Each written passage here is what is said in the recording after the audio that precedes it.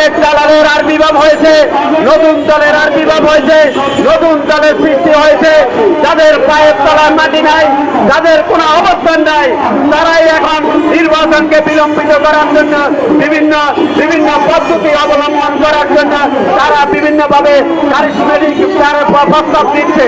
সেই প্রস্তাব এদেশের মানুষ কোনো অবস্থায় মেনে নিবে না।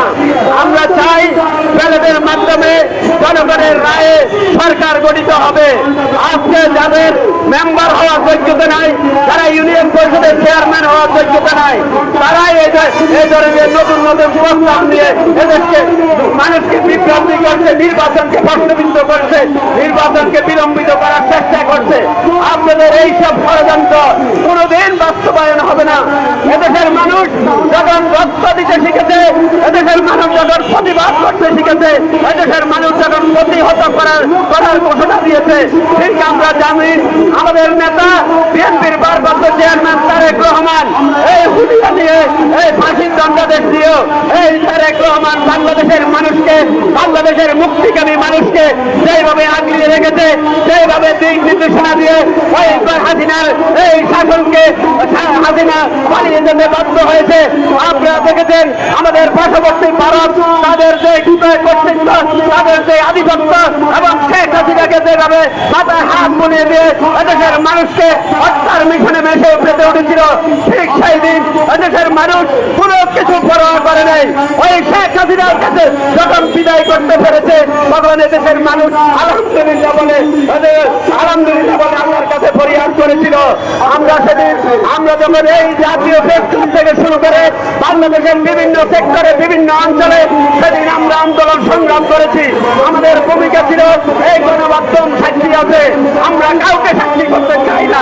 আজকে আমরা যে লক্ষ্য উদ্দেশ্যে গণ অভ্যুত্থান হয়েছে, যে লক্ষ্য উদ্দেশ্যে আমরা বিপ্লব হয়েছে, সেই গণ অভ্যুত্থানের বিপ্লবকে আজকে বাধাগ্রস্ত করার জন্য এক শ্রেণীর শাসক গোষ্ঠীর দূষণরা আজকে মেতে উঠেছে।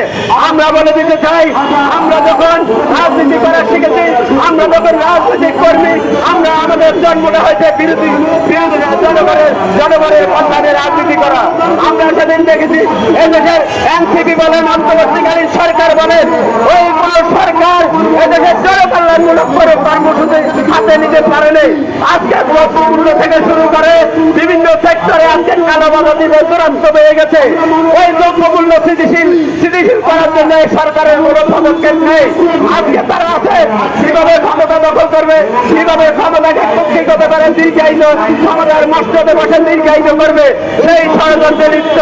আমরা বলতে চাই ওই শেখ হাসিনার দোষকদেরকে আর বাংলাদেশের মাটিতে কোনোভাবে তাদেরকে স্থান দেওয়া যাবে না। এদেশের মুক্তিকামী মানুষ, বিপ্লবী মানুষরা আজকে জেগে উঠেছে।